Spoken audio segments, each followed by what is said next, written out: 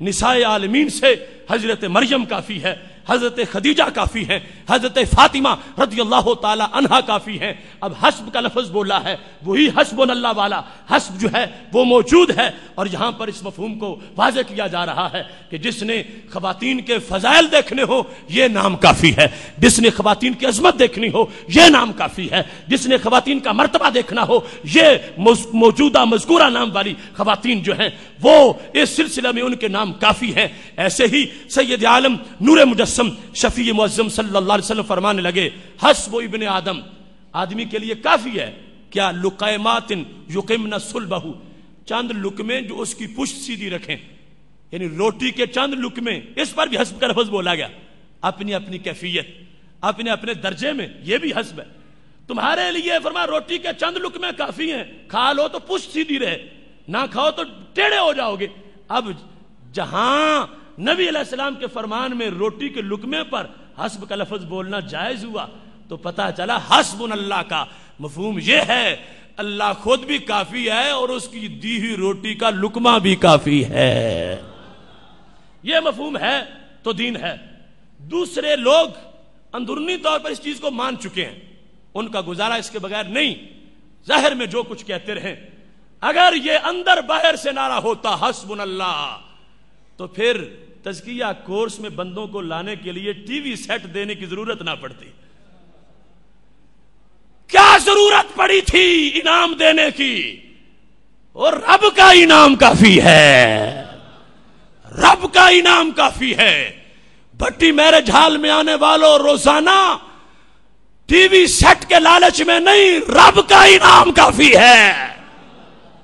یہ عملاً یہ ثابت کرنا پڑے گا یہ دین ہے، یہ ایمان ہے، اور اگر اس کو ماننا جائز ہے تو پھر اس حدیث سے جس میں فرمایا روٹی کے چند لقمے کافی ہیں تو یہ مجازن یہاں تک مفہوم جو ہے وہ آنے والا ہے۔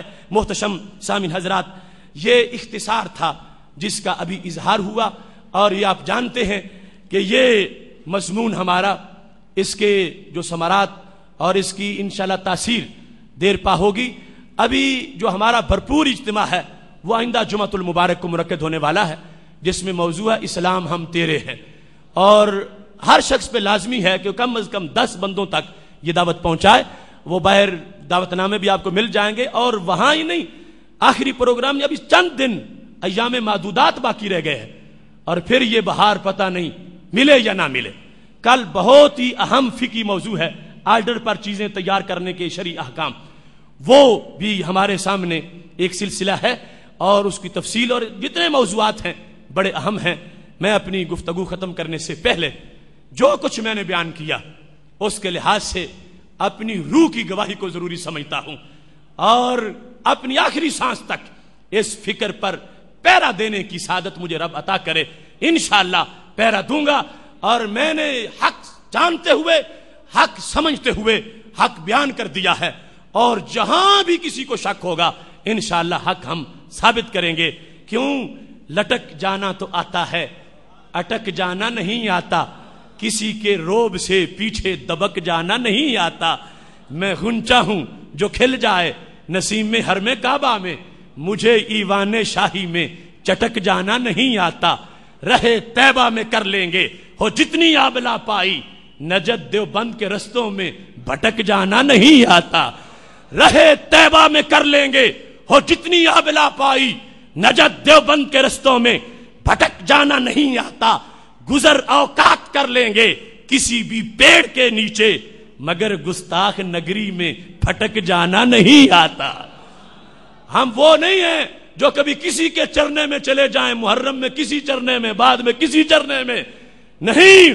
گزر اوقات کر لیں گے کسی بھی پیڑ کے نیچے، مگر گستاخ نگری میں، مگر گستاخ بنگلے میں پھٹک جانا نہیں آتا۔ غلامان مجدد ہیں رضا کی فکر کے بیٹے، غلامان مجدد ہیں رضا کی فکر کے بیٹے، کسی کے دانے پانی پہ لپک جانا نہیں آتا۔ جلالی ہوں پلا ہوں وادی احرار بکھی میں، جلالی ہوں پلا ہوں وادی احرار بکھی میں، رزم گاہ حقیقت سے کھسک جانا نہیں آتا۔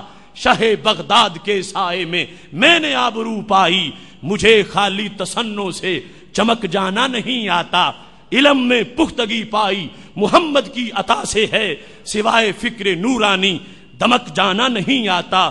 خدا توفیق دے آصف، بڑھیں گے آخری دم تک، ہمیں رستے میں آنکھوں کا جھپک جانا نہیں آتا۔ وآخر دعوانا ان الحمدللہ رب العالمین۔ تشریف رکھیں، نہایت ضروری اعلان ہے۔ آپ جانتے ہیں اتنا بھرپور پروگرام ادارہ صراط مستقیم کی طرف سے منعقد ہو رہا ہے، تو اس پروگرام کے سلسلہ میں ابھی آپ کے پاس کارکنان پہنچ رہے ہیں، اپنی طرف سے جو تعاون آپ منتظمین کے ساتھ کر سکتے ہیں وہ ضرور کریں۔